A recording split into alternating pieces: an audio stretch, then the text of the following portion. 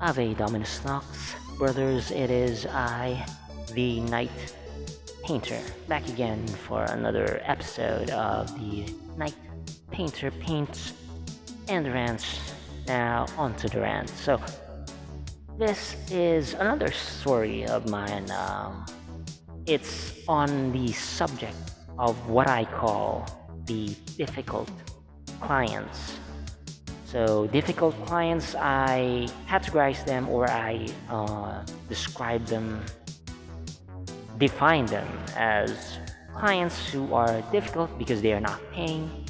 They do certain things and they want certain things priced in a certain way, usually to my detriment.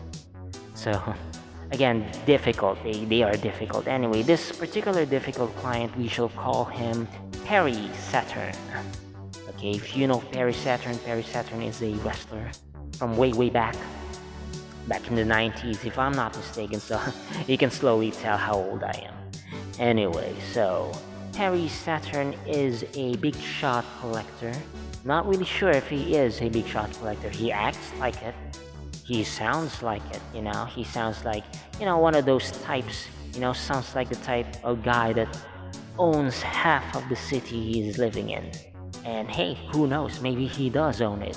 He acts like it, sounds like it. So hey, I'm not one to judge.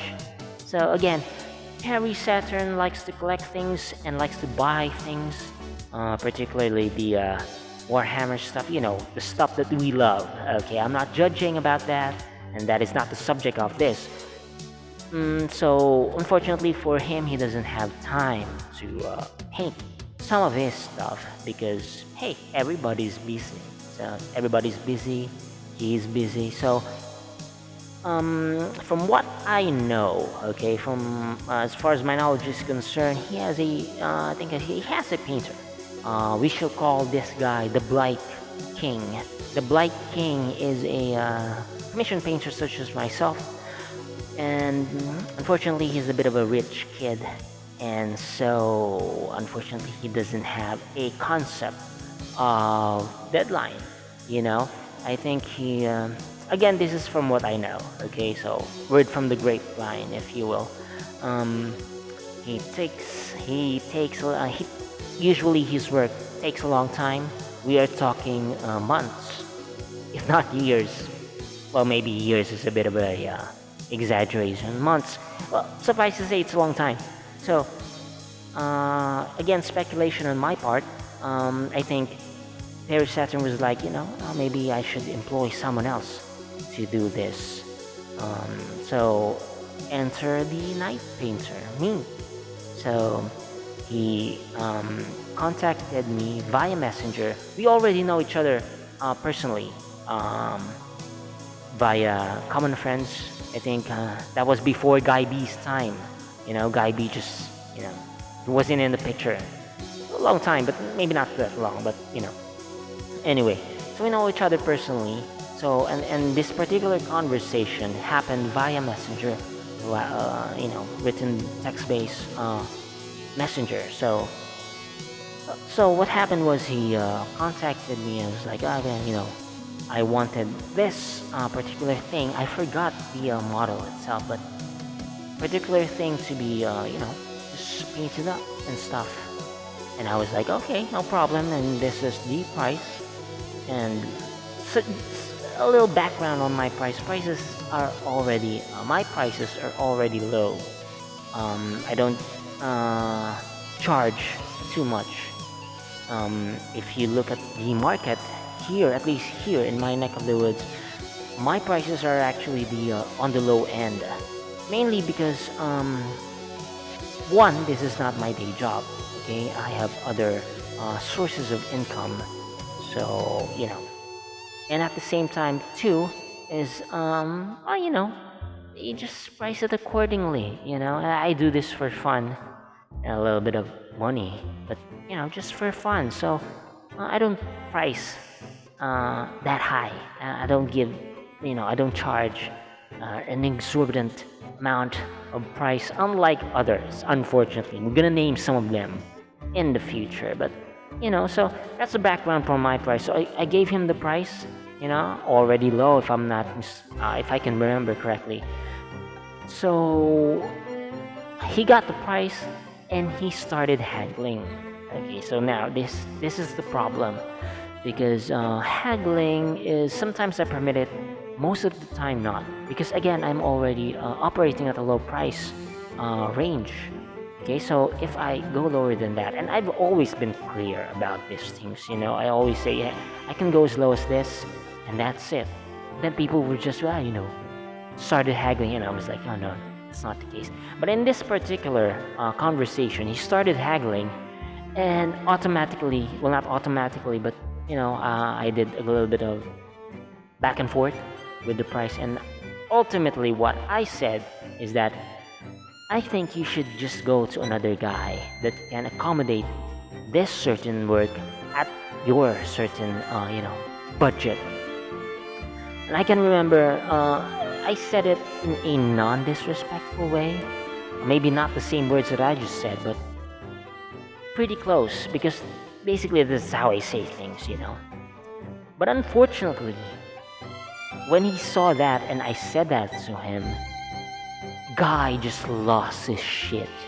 And once he just lost it and he started unloading on me, like, yada yada yada, stuff like that.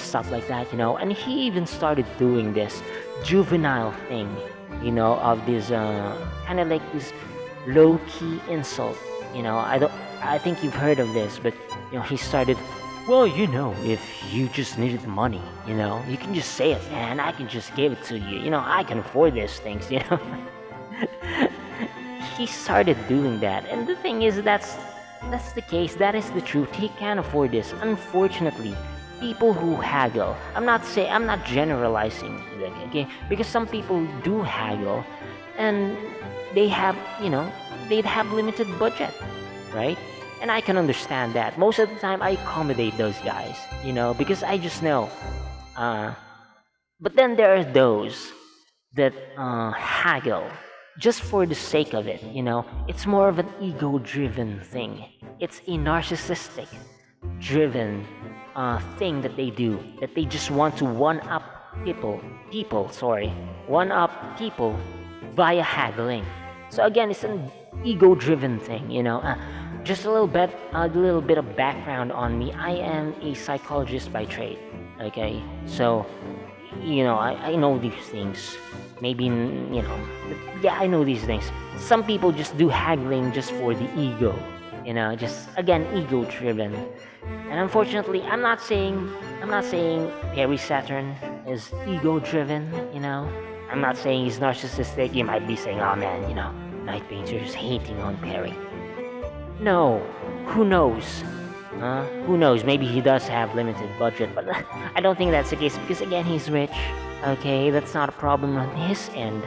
So I don't see that being the problem. So maybe it is an ego-driven thing, and that's the problem. So again, he started unloading on me, and I was like, well, I kept composure. Although of course, when you're being insulted like that, you tend to, but I didn't fire back. Okay, so that's just how I operate, and and I ended the conversation via, well, I'm sorry it didn't work out, so God bless, and just moved on. And unfortunately, that's the case with him, and his kind. He is difficult, and suffice to say, he didn't become my client, and I think he spread the word that I'm being difficult and stuff like that to others. So unfortunately, in my circle of acquaintances, they never really tapped me for just commission painting jobs and shit. Not that I care, because again, it's not my main source of income, and at the same time, I have plenty of jobs elsewhere. So, but I think it affected my standing with the group. And when Guy B entered the scene and they started to transform into the cult of Guy B, well then it's just, it became different. And the Blight King became the de facto commission painter, which is good for him. I don't begrudge others for making their living in this sphere, you know. So hey, man, good for you. So again, no moral of the story is be careful with words. Words have this insidious effect of being interpreted via the reader's insecurities and overall mood. Okay, so hey, if he's in a bad mood, he'll interpret it via that, you know, based on that. Or if he's insecure with whatever, well, you know, that's what will happen, right? And at the same time, just be careful with words on the written form. If you're face to face, hey man, you can just say anything. But in the written form, just be a bit more careful. And yeah, unfortunately, that is the case with Perry Saturn. This is not the only story I have. I have other stories with difficult clients. Some are still working with me, believe it or not. I just, you know, I just, what do you call this? Well, you know, just put up with it, you know. Sometimes you just put up with things just because.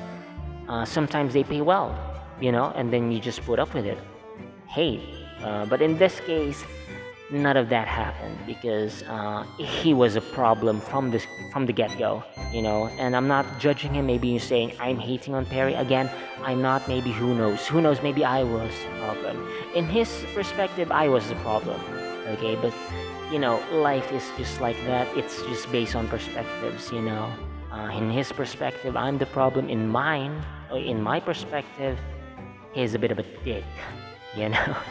So again, just a battle of perspectives. So anyway, that does it for me, and yeah, rant over.